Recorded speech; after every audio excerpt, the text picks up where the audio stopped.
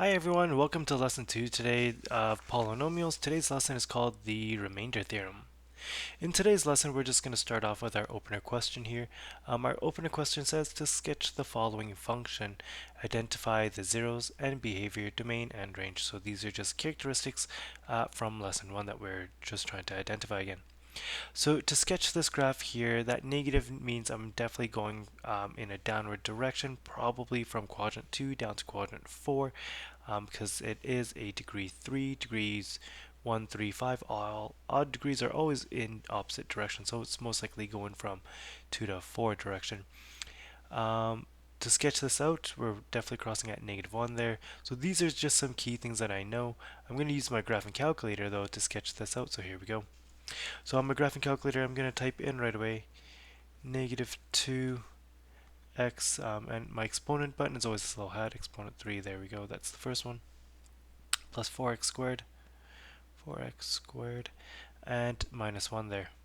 I'm going to quickly graph my graph out, and there we go. It does match up to what we were predicting, something from quadrant 2 ending off in quadrant 4, crossing through a y-intercept at -1 there, and I knew that because that was my constant term. So to write down some of our zeros here, our zeros are all our x-intercepts here. If you notice on our graph here, most likely it doesn't go through things nicely, so I could go y2 here as 0, hit graph. You don't really see that line, but on my calculator I do. I'm going to go second trace, option 5, which is intersect. And I'm just going to move my cursor to where I first think the first intersection is, hit enter 3 times there, and my first one there, I have a 0 at -0.45 if I had to round it. So my first 0, so let's write down some of these properties. So 0, the first one is at -0.45. The second one, let's take a look. So again, if I went second trace option 5, and moving my cursor to where I think the second one is, hitting enter 3 times there, I get 0.60 basically if I had to round it to 2 decimals. So that's positive 0.6. So 0.60, that's just rounded. And again, this question didn't ask you to how many decimals to round to, so we're just rounding to the best of our ability. Second trace option 5 one last time because I know we're crossing for a third time far right here. Hitting enter 3 times, 1.85. And there we go, those are my zeros. By the way, just another word for zeros is x-intercept or roots. So x-intercept or roots are all the same there. End behavior, EB for short, is what I'm going to call it. End behavior is where did you start, where did you end up? We started off in quadrant 2, we're ending off in quadrant 4. That means we had a positive y value, and overall we're going to be a negative y value in quadrant 4. Our domain and range really quickly down here. Domain, let's do this in interval notation. So we got from -infinity to positive infinity. And my range, of course, is also going to be from -infinity to positive infinity. And there we go. In this lesson here for remainder theorem, the very first thing we have to do is remind you how to divide. So here are some steps to divide. You can definitely read through them. We'll just work through these examples, okay? Again, just to quickly label what a division statement kind of looks like. On the outside, you have here, this is called your divisor.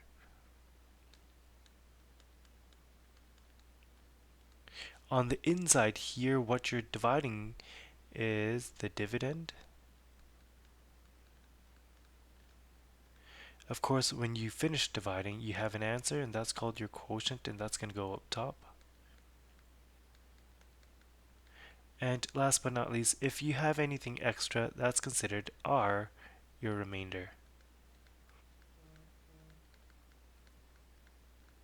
Great. So let's start dividing. So I'm going to set up my division statement.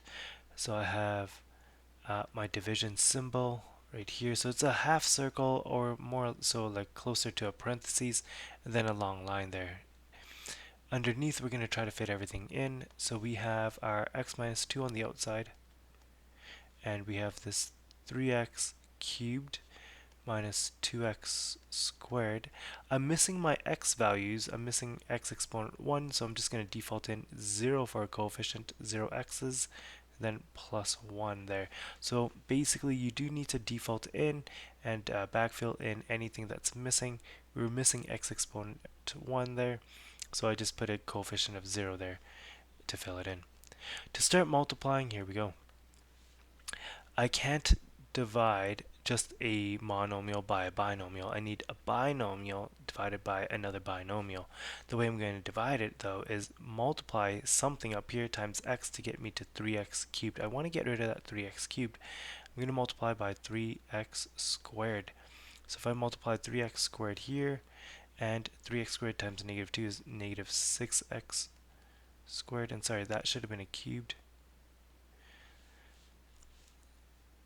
I'm going to subtraction line right underneath. 3 minus 3 is going to get me 0x cubed, so I don't need to write that down anymore. Negative 2 minus negative 6, of course, is going to be positive 4, and the exponent, or the variable on it, was x squared. I'm going to drop down the next term, so we're going to go plus 0x, and again, repeating the same process. What times x minus 2 is going to get rid of this 4x squared? Well, I'm going to multiply by positive 4x. So I have 4x squared underneath now. Then 4x times negative 2, of course, is minus 8x. And again, you want to have a subtraction sign, equal sign right underneath. 4 minus 4, 0. 0 minus negative 8, of course, is going to be positive 8. So you have positive 8x. And again, you're going to drop down that next term. So that's a positive 1. And again, we repeat the same process. Something times x is going to get me to 8x. I want to multiply that possibly by positive 8 there. So if I have 8x here, and 8 times negative 2 is negative 16. And again, subtraction, equal sign, let's extend. 8 minus 8 is 0. 1 minus negative 16, of course, is 17. And there we go. We're done. And this 17 is now my remainder. The way I write down my final answer is I'm going to write down the polynomial first. So my original polynomial was 3x cubed minus 2x squared plus 1. That's all going to be equal to our divisor. So we had the x minus 2, yep. That was our divisor, that was this guy here. And we're going to write down our quotient. Our quotient was 3x squared plus 4x plus 8. And after that, we also need to tack on our remainder. So I'm going to go plus 17 because that was a positive 17 there. If it was negative 17, then it'd be minus 17 here. There you go. That's our first example. In our next example here, we're also going to divide again. So again, my setup is very, very similar. So parentheses, bracket, long line up top there, fitting everything below it and around it. So on this side here we have our x plus 2, and underneath, of course, we have our 2x cubed minus 4x squared plus 3x minus 6. So this time here we're not missing any terms. We have our variable in descending order 3, 2, 1, 0 technically there, so we don't have to default in any x or 0 x's or 0 x squareds or 0 whatever. We don't have to default any of those in. Again, I'm looking at the first two terms. I'm asking myself, what times x gets me to 2x cubed? Well, that's definitely going to be 2x squared there. Multiplying that, I get 2x cubed now, and 2 times 2, of course, is 4, so that's positive 4x squared. Subtraction sign, equal sign right underneath, and start subtracting. 2 minus 2, 0. Negative 4 minus positive 4, that's now negative 8x squared. Dropping down our 3x there, and I'm going to repeat the same process. What times x gets me to negative 8x squared, that is, so I'm going to go with negative 8x. From here, multiply, so that's going to get me negative 8x squared, and negative 8 times 2, of course, is negative 16x. Again, subtraction sign, equal sign underneath.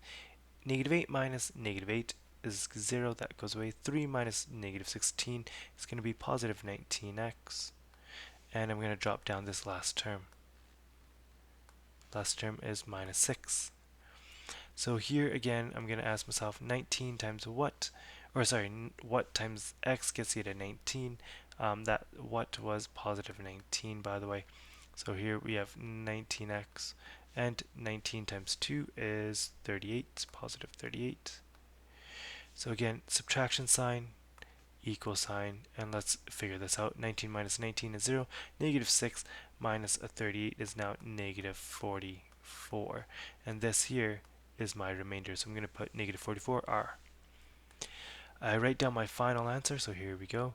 So we started off with 2x cubed minus 4x squared plus 3x minus 6, and all of this is now equal to,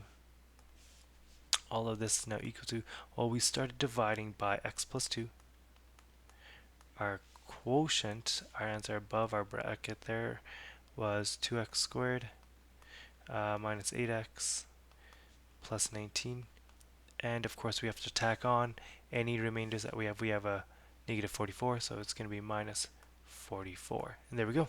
That one is example 2. So a faster way to do division is we're going to use something called synthetic division. It's very, very similar to long division, but it's just a bit faster.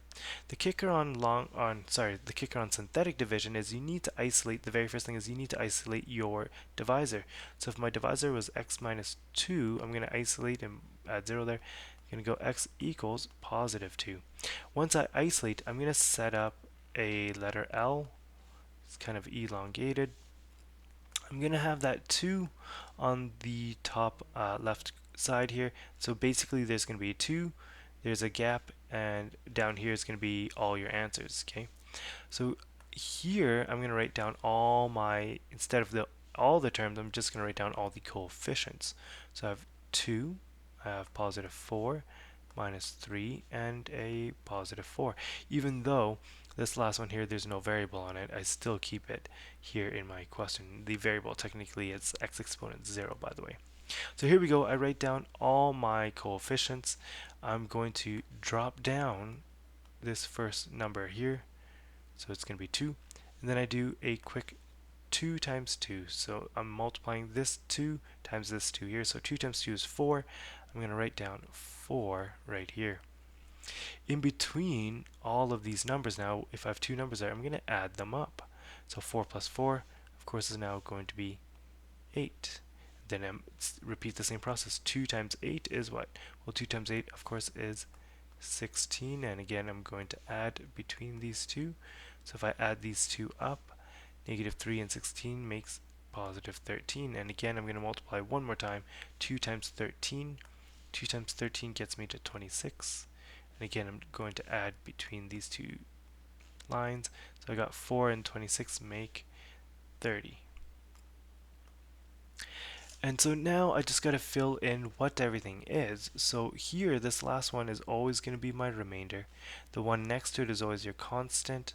And then you just have x and x squared at the top here. So basically, another way to think of this is once you finish synthetic, it's always going to start with one less than your biggest degree. So if my largest degree was 3, I'm going to start with one less. It's going to be degree 2.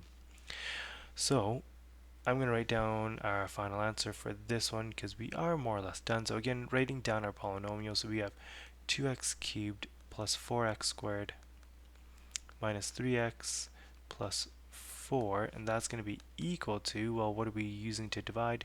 We used our x minus 2, and then I'm going to write down all of this here. So we are multiplying x minus 2 by 2x squareds plus 8x's and plus 13. So all of that's in a bracket, and then I need to still add on this positive 30 because it's my remainder. There we go. Synthetic division done. We got another example, example 4 right now. Let's give this one a shot. Again, the very first thing I need to do, isolate my divisor. So I got x plus 1 equals 0, so x has to equal negative 1. Now that I have that, I'm going to set up my synthetic division. There we go. Let's fill in some of our coefficients. So again, that's 1, That's a 4, there's a 1 there, and that's a minus 6. So here we go. So we got 1, 4, 1, and minus 6. And again, what do? I'm going to drop down the first number. It's going to be 1 here. So I got negative 1 times 1, of course, is going to be negative 1. In between, once I have two values here, I'm going to add. So 4 plus negative 1 is 3. Negative 1 times 3, negative 3. Add these up. 1 plus negative 3 is now negative 2. Multiply again. Two negatives make a positive, so I'm looking at positive 2. And again, two terms, add them up. Negative 6 and 2 make negative 4. And there we go. We're more or less done. Let's relabel. So this is going to be my remainder constant x squared. Because again, our largest degree was 3, so our answer is always going to start off with 1 less, which is degree 2. So our final answer, let's write it down. So we got x cubed plus 4x squared plus x minus 6, and that's all equal to, well, what was our divisor? Our divisor was x plus 1, and our quotient was x squared. I don't need the 1 there. I know it's 1x squared if I don't have any number there by default. Plus 3x minus 2. There we go. And we're going to tack on minus 4 for our remainder. Take a quick slight pause, and then we'll come back.